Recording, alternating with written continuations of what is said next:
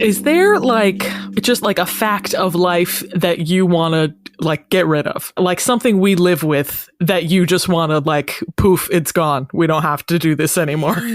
Yeah. Dishwashing pisses me off.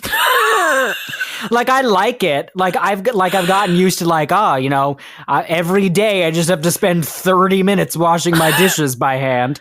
But how do we not live in the, Jetsons future where there's, a big mechanical arm that comes down and scrubs everything for us? Hey, Kyle, we do. Dishwashers have been same since 1950. Right. They haven't changed. And they suck. No, they don't. They don't work. Yes, they do. No, what? They're awful. They're Your bad. platform is that dishwashers don't work? Have you ever used one, Kyle? GE. All right, Whirlpool, get on your game. Kyle, dishwashers work fine. No, they don't. I'm going crazy. This is a crazy hill that you want to die on. Kyle, I have a dishwasher in my house. We use it every day. It works like a dream. I don't know. You're like a standing nightmare, more on like. all dishwashers don't work, and therefore I have to stand at my sink for 30 minutes to clean every plate and fork. Yep. I'm glad we're on the same page. Oh my gosh. Emily, is there something that you'd like to get rid of? Yeah, the intro to this episode.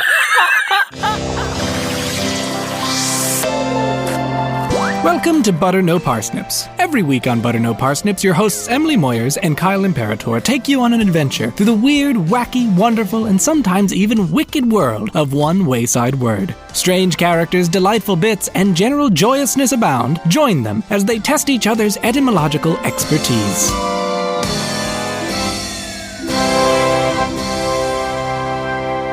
Hey, everybody, welcome to Butter No Parsnips. The most combative episode you've ever heard. Kyle and I are enemies today. Mortal enemies. But what I do have that might bring us together, Kyle, is a word. I think words bring people together, Emily. Absolutely. And I think this could be our way of proving that. So tell me your word, Emily. All right, Kyle. Your word today is, this is a doozy. You're going to love it. Oh, God. It is. I'm so nervous. Zemblanity.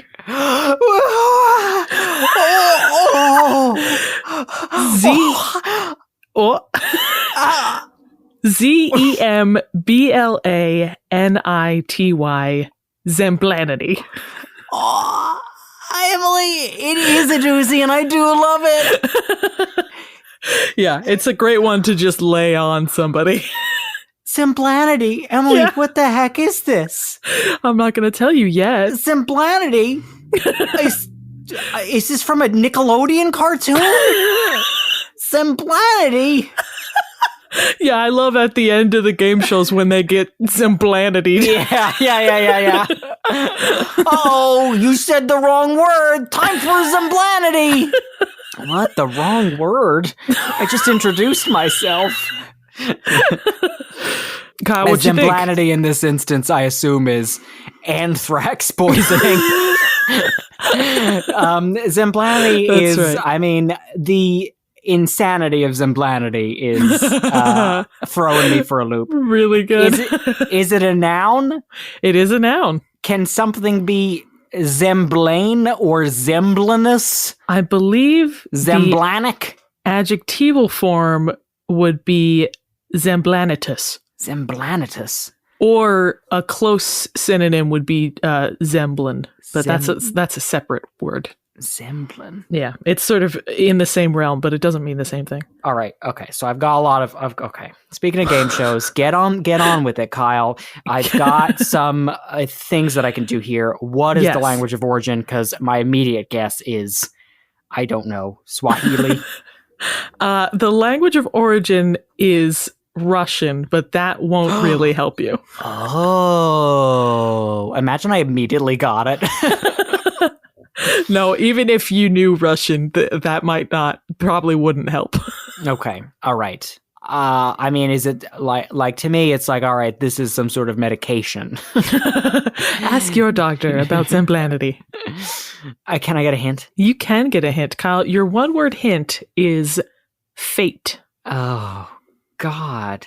Okay, Zemblanity is the state of being inevitable. Kyle, you are right there. I'm going to give it to you. Close enough. So, Zemblanity is an unfortunate but inevitable discovery. Oh, is a Zemblanity? Yeah, or something that is Zemblanitous.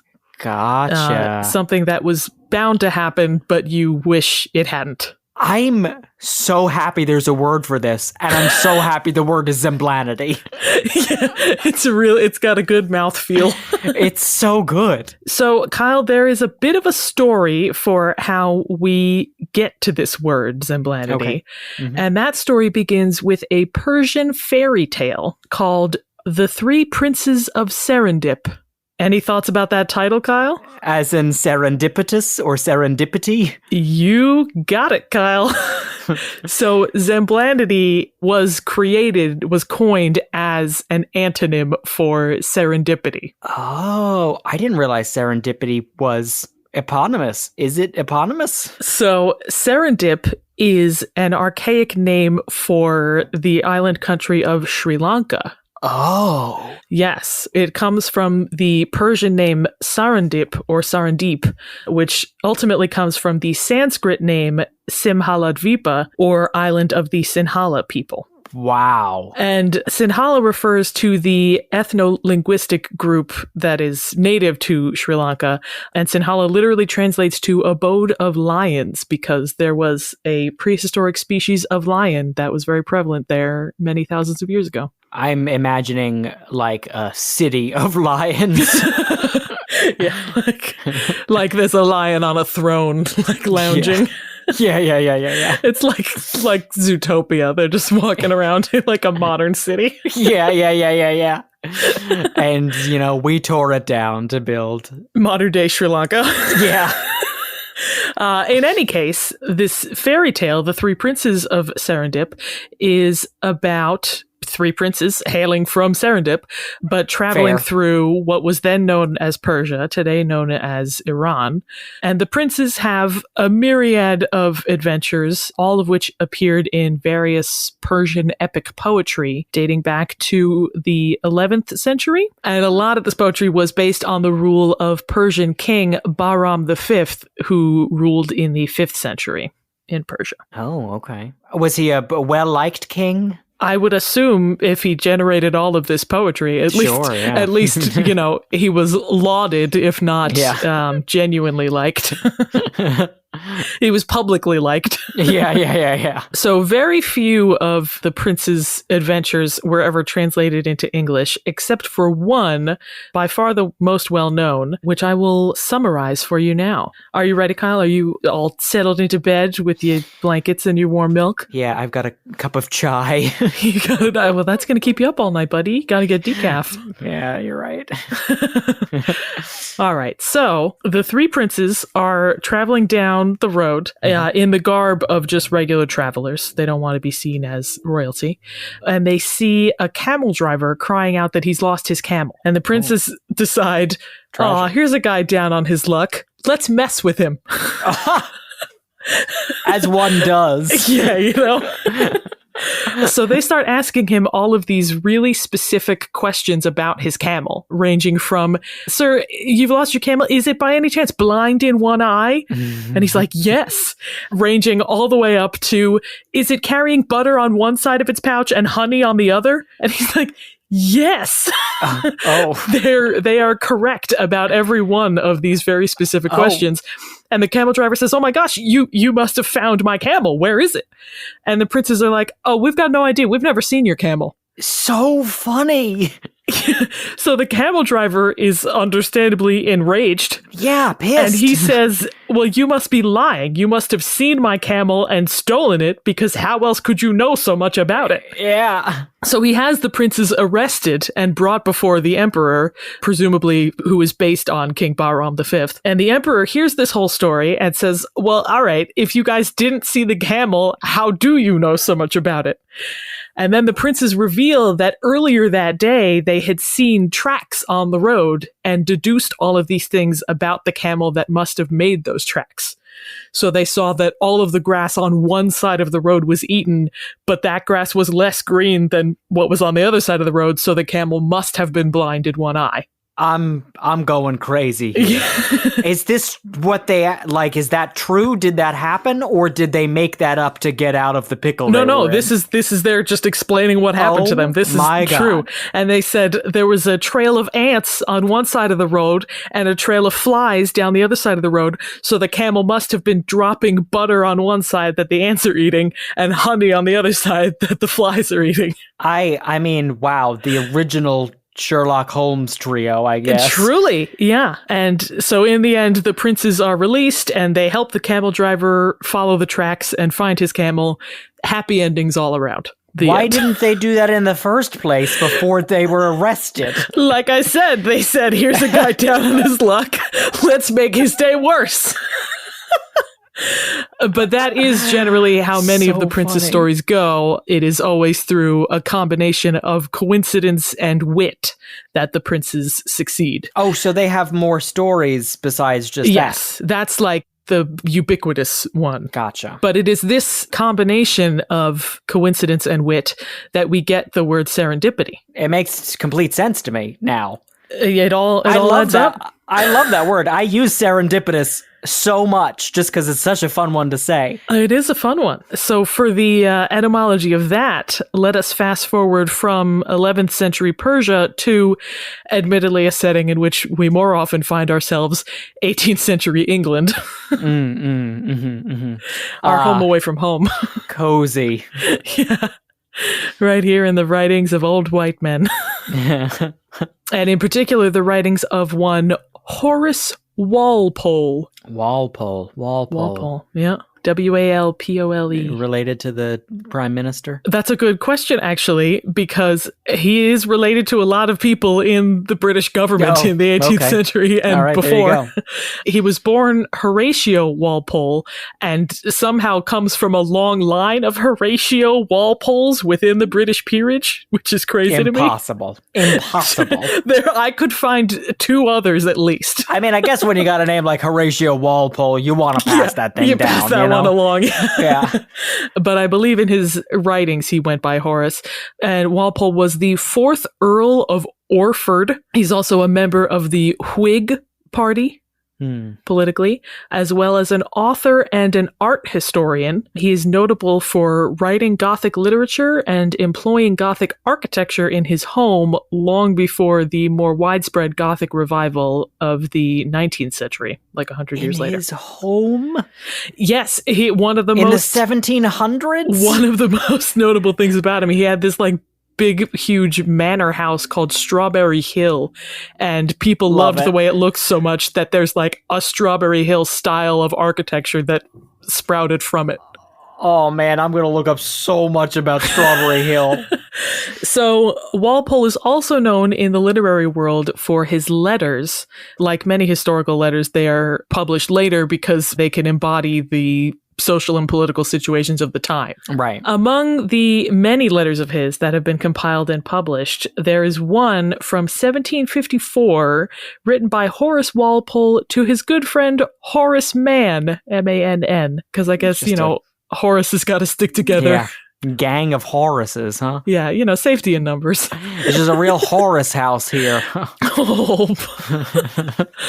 In that letter, Walpole is telling Mann about, I think he's talking about like a really good find he made while antiquing. Okay. That he just happened to come across something that was real good. Yeah. And he says, quote, "This discovery indeed is almost of that kind which I call serendipity. A very expressive word, which, as I have nothing better to tell you, I shall endeavor to explain to you." So funny. It's just like, I might as well. I've got to pad out this letter somehow. Yeah, letters in this time period are like 8 pages long, so I gotta... And we send 10 a day, so I'm really out of material. I've got a heck of a writer's cramp. And then Walpole goes on to tell Mann about the three princes of Serendip and their, quote, accidental sagacity. Sagacity. Yes, sagacity as in the noun form of the adjective sage. Oh. Meaning wise. I never associated the two, but that makes sense. I didn't either. Yes, and this hits on something that is often left out of the definition of serendipity. The word today is often used to just mean like a stroke of luck or a happy accident. But the way Walpole coined it, it referred to a stroke of luck which someone had the wisdom to recognize and capitalize on. Oh, sure. Oh, wait. So Walpole coined serendipity. Serendipity, yes. Because it wasn't in the fairy tale. The fairy tale is what he referenced. Right. And he just liked it so much. Oh, yeah. I love that. He just took the word serendip and made it a noun. Yeah. So it was originally used in the context of like somebody profiting from their wisdom of events to seem coincidental, perhaps. Well, or to just make use of this coincidence, you know? Gotcha. Not just let it go by, but say, oh, here's what I can do with this happenstance. And that is serendipity in Walpole's coinage. Gotcha. But now, Kyle, let us at last finish this winding tale with the etymology of the word that we started with in the first place. Zemblanity. Zemblanity. Zemblanity. And we will fast forward one more time to 1990s England and a novel called Armadillo. Wow. So recent. It's a very recent word. And it's from Armadillo?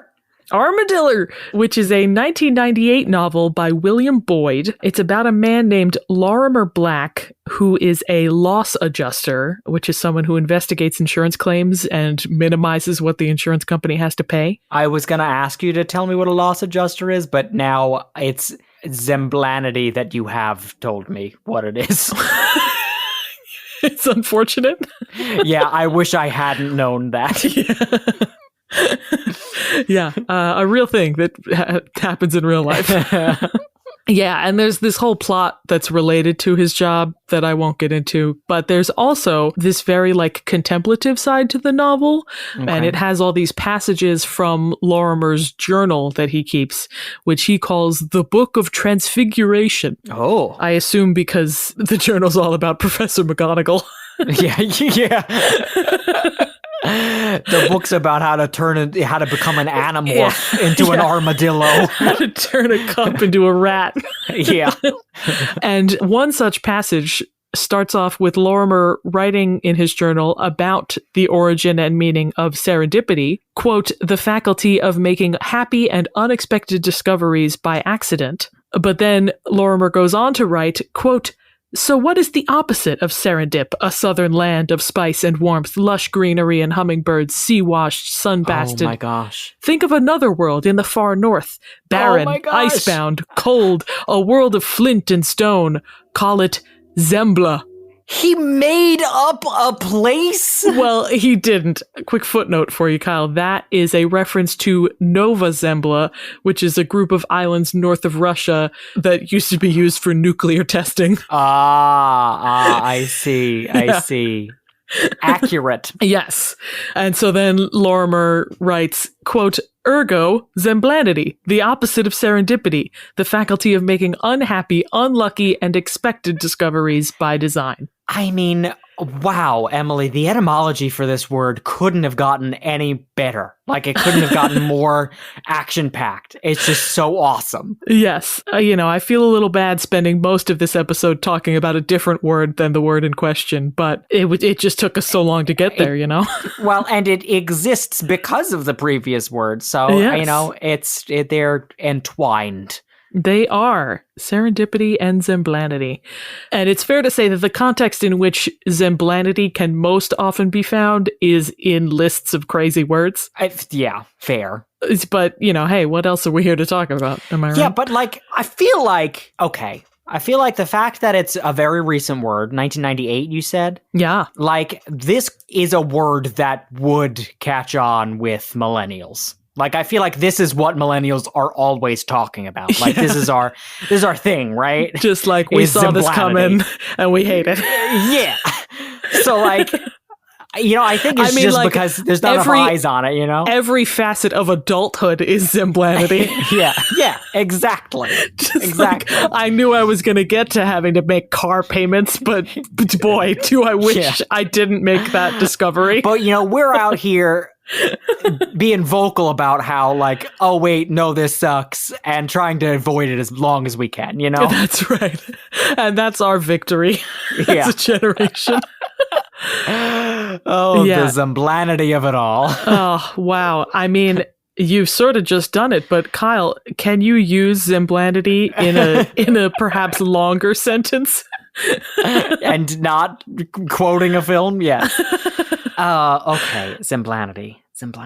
It's really hard the way it's written. It's hard to figure out like how it's used in a sentence, Yes. And I feel like the same is true of serendipity, because I feel like the context that you hear it is just like, oh, it's serendipity. Yeah, well, I usually, yes, exactly. I'll say, oh, that was serendipitous, like, yes, as an adjective. You could use, I think you could use Zemblanitous. Can I use Zemblanitous? I couldn't find any instances of it, but I think that is the word that makes the most sense. We're going to start the instances, Emily. Here we go. This is it, Kyle. You have to make up the first one right now. Oh my God, I'm going to be in the OED, Emily.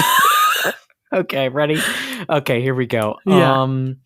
Okay. Also, fun fact, Zemblanity not in the OED yet, so we gotta get it trending. Hashtag we really Zemblanity. Do. Crazy, because it was a British author.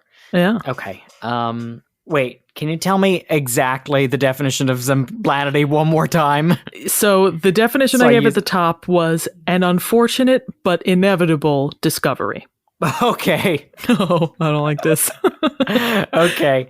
As children, we're taught to see the world as our oyster, but unfortunately, it was only Zemblanitous that we would learn that life is mediocre and we'll die penniless and unhappy. Hey, everybody, we're doing fine.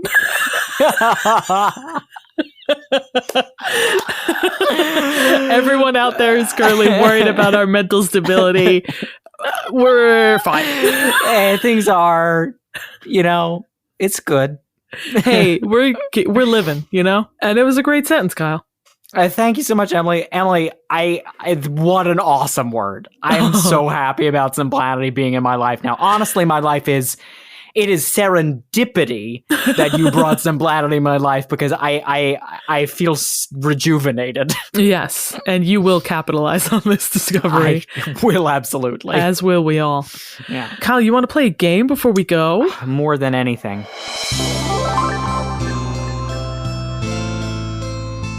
The game I have for you today is called Oopsadipity. Oopsadipity! Which sounds like an early 2000s board game, but here we go. So, Kyle, the word serendipity is very often used to refer to accidental discoveries in science. Sure. Like, for example, a certain genus of ceratopsian dinosaur, which wasn't identified until paleontologist Dale Russell happened to notice it was similar to, yet distinct from, another ceratopsian dinosaur. The established dinosaur was the Leptoceratops, but when they accidentally discovered the new one, it was given the name Serendipiceratops. Which is incredible. Oh my God. Wow. My new favorite word and my new favorite dinosaur. Absolutely. And so Serendipitops is the genus. The type species of that genus is the Serendipiceratops Arthur C. Clarke, which is named after science fiction author Arthur C. Clarke. Arthur C. Clarke! Wow, they just really had a field day with that one, huh? Truly. It was named by this couple who are just paleontologists in love. And they just really liked Arthur C. Clarke.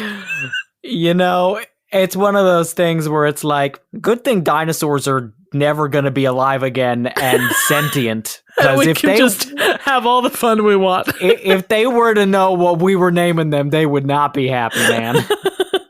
Truly, Serendipiceratops Arthur C. Clarke is the best thing I've ever Serendipiceratops Arthur C. Clarke. Oh my God. Okay, Oh, Kyle, gosh. this game, I promise this is all a lead up to a game. Let's play. Yes, it. so serendipitous discoveries and also serendipitous inventions are a common context for that word. Yeah. There are tons of products that we know and love today created by people who were, in fact, trying to create something else. Okay. So I thought for this game, I can would name a tell few. you Yeah. what these people were trying to do, and maybe you can tell me what they wound up doing. I love this. I'm stoked. All right. First one. In 1968, chemist and inventor Spencer Silver tried and failed to create an extra-strength adhesive for the 3M company. What did he create instead? 1968. Yeah, the thing that might clue you in is the 3M company, 3M. which you might recognize. It's a company that still exists. Makes a lot of paper goods. Paper goods. Oh, did he make Post-it notes? He did! Very good! Wow. Yeah, he accidentally created a very low-strength but reusable adhesive, which his colleague Arthur Fry later used to create the Post-it note. Incredible. Wow. That is serendipitous. It is! By definition. Truly. All right, next one. During World War II, chemists and inventors Earl Warwick and James Wright both independently tried and failed to create synthetic rubber. What did both of them create instead? I know this like the back of my hand. You got it. Laffy Taffy. No, I'm just kidding. Silly Putty. Silly Putty, that's right. Yeah. It's been debated which of the two of them patented the material first, but regardless, it was toy store owner Ruth Fallgatter who saw its potential as a toy, and marketing consultant Roy Hodgson who created the name Silly Putty. It's a good name. It is. Really sums it up. You know? All right, last one. In 1905, 11-year-old Frank Epperson tried to mix a powdered soft drink, but failed when he left it out overnight. What did he create instead? 1905, Epperson, powdered soft drink. Yep. He was stirring it with outside. his little stirring stick, and then he left it out overnight. Is it Dr. Pepper? No. Okay. Is it... when it was outside overnight, it got colder overnight with a little stirring stick still in the cup. With a stick? A popsicle? It is! Oh my God. Yeah. It froze overnight, and he took it out with the little stick and was like, oh, I could still eat this. Can't waste all my hard work. That's right. And then as an adult, he started marketing his creation as, quote, a frozen drink on a stick, and patented it the Epsicle, but renamed it allegedly at the insistence of his children, and renamed it to the Popsicle. That is great, Emily. All serendipitous inventions. And there are more. Wow. And they're all fun. I'm glad there are more, and hopefully there are more in our future. Hopefully some serendipitous inventor can fix the dishwasher scandal that plagues us to this day. That's right. And if you are out there and are an inventor and can fix that for us, then so be it. We will give you a free t-shirt. And if you're not, then just remember that you can find Butter No Parsnips on social media, on Facebook and on Instagram at Butter No Parsnips Podcast. And if you liked today's episode, consider giving us a 5-star rating or review wherever you heard us. And if you really liked today's episode, consider donating to our Patreon at patreon.com/butternoparsnips. Donating $5 or more earns you a shout out either on social media or here on the podcast. Thanks so much to all of you. You help us make what we make. And with that, I've been Emily Moyers. And I've been Kyle Imperator, and this has been a serendipitous episode of Butter No Parsnips. Kyle's always got to use the word wrong right at the end.